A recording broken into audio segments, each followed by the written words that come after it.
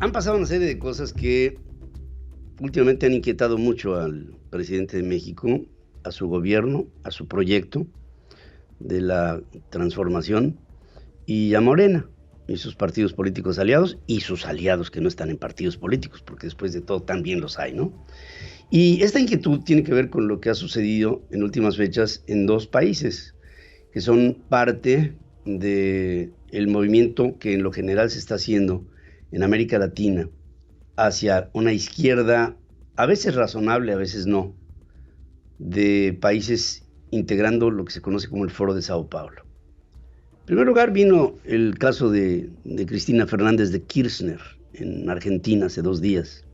Esta mujer fue condenada a 6 años de prisión, aunque todavía hay alegatos sobre si esta prisión se hace a nivel domiciliario, tiene fuero, y hay que primero hacer el procedimiento de desaforarla, para después entrar a un juicio y en ese juicio ya hay una condena y esta es por corrupción. Hay evidencias clarísimas de la corrupción de esta mujer en la que están involucrados muchos de sus más cercanos colaboradores durante su gobierno, cuando ella fue presidente, y ahora como vicepresidente en el gobierno, en el que, por cierto, alguien que no está ajeno en lo más mínimo a ella, es el presidente de Argentina, que es Alberto Fernández, que, por supuesto, está pegando de patadas para que no sea ella llevada a la cárcel, ya que esto lo debilitaría a él, habiendo tomado a Cristina como su pareja a nivel político para hacer la mancuerna en la vicepresidencia y ganar las elecciones, como de hecho sucedió. En estos extraños casos en los que el pueblo argentino hizo un símil entre Cristina Fernández y Evita Perón, y con este déjà vu que a veces tiene la historia, se consideró que Cristina venía de las mismas adversidades cuando llega su esposo a ser presidente, Néstor Kirchner, al igual que Perón, y ella se queda en el poder como presidente, al igual que Evita. Fíjense lo que son las cosas, ¿no? Y esto dio como efecto, un efecto mediático tremendo en Argentina, tremendo, con este primero autoatentado de Cristina Fernández para subir su popularidad y después una orden judicial que le propone, que le impone una condena de 6 años de prisión y la inhabilitación de por vida de esta mujer como representante política pública en un cargo de elección igual popular en Argentina. Esto debilita, vamos a verlo en términos hemisféricos, debilita el movimiento del Foro de Sao Paulo, porque ya hay otros antecedentes, como por ejemplo el hecho de Brasil con Luis Ignacio Lula da Silva, que después de 2 periodos completos presidenciales en el poder, acabó en la cárcel una vez que salió de él, estando 17 meses en prisión, para después salir y otra vez ganar la presidencia. Pero el antecedente de uno de los principales promotores del Foro de Sao Paulo en su nueva etapa, como es Luis Ignacio Lula da Silva, ya probó lo que es estar en prisión, tras los barrotes. Mismo asunto que le toca o le tocará en algún momento a Cristina Fernández.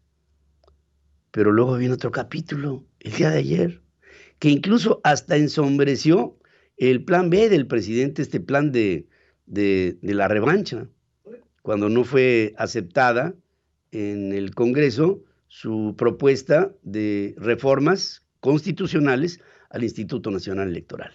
¿A qué me refiero? Bueno, pues a la salida de Pedro Castillo como presidente del Perú. Pedro Castillo entró en una crisis luego de que ya en 3 ocasiones previas el Congreso estaba tratando de encontrar una forma de decretar una ley de vacío en el gobierno del Perú, que es una ley muy recurrente. Ha habido varios presidentes del Perú que han estado bajo el mismo principio. El caso de Toledo, el caso de Alan García, el caso de Alberto Fujimori, el caso de ay, ¿cómo se llama no me acuerdo. En fin, hay muchos casos de presidentes que han pasado por lo mismo en el Perú y que han traído como resultado el que su gobierno haya sido un gobierno trunco y fallido, o fallido y trunco. Este es el caso que le toca ahora a Pedro Castillo, que ayer acabó en la especie de, vamos a poner así, penitenciaría o fiscalía o procuraduría de justicia, siendo acusado de actos de corrupción que vienen bajo una vieja ley del siglo XIX que habla del vacío presidencial, y este vacío presidencial que en principio se consideraba cuando un presidente se volvía loco, esto deriva a que en el siglo XXI esta misma ley se interpreta entre la locura y la corrupción, y ahí es en donde cae el señor Pedro Castillo. Pedro Castillo junto con su secretario general de gobierno son puestos en custodia, y lo lamentable de este caso para nosotros como mexicanos es que lo primero que se tuvo que hacer fue cercar a la embajada de nuestro país en Lima, porque se pensó en los grupos que lo pusieron en la cárcel que lo primero que haría el señor Pedro Castillo sería acogerse al cobijo político de México para que entonces tuviera un asilo político en el país, en México, como lo tuvo en su momento el presidente Evo Morales de Bolivia, que es una vergüenza.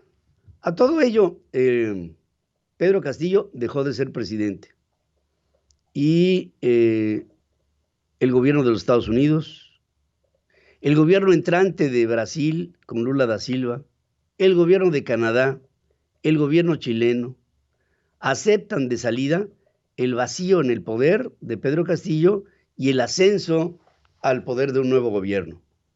En el caso de México, no.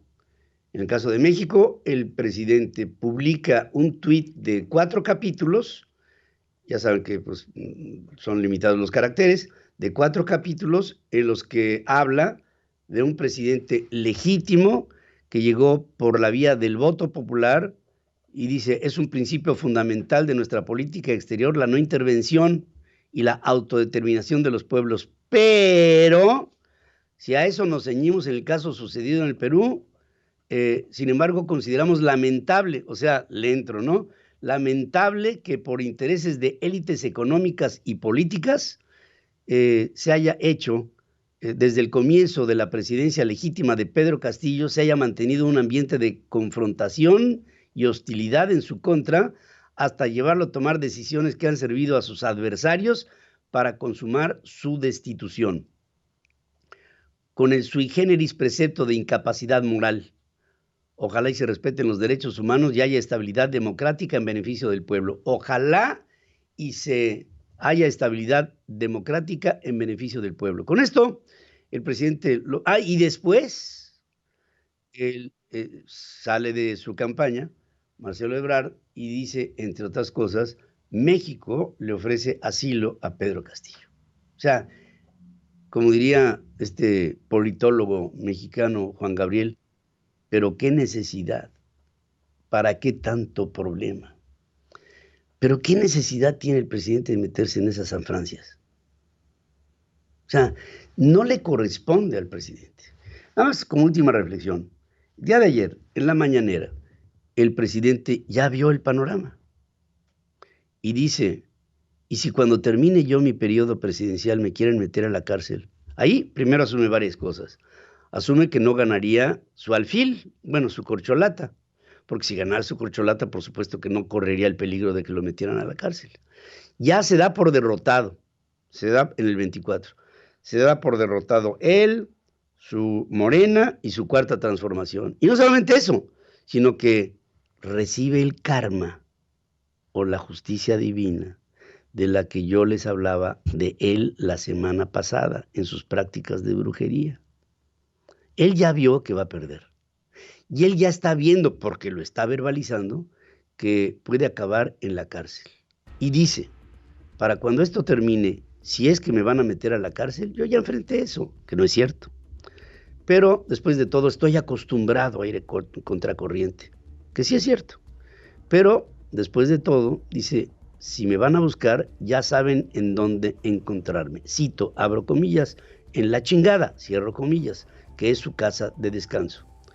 El presidente tiene un último recurso para evitar todo ese karma, que es que a través de leyes secundarias y de recursos, porque dice ayer también que la lucha no ha terminado, de recursos extralegales,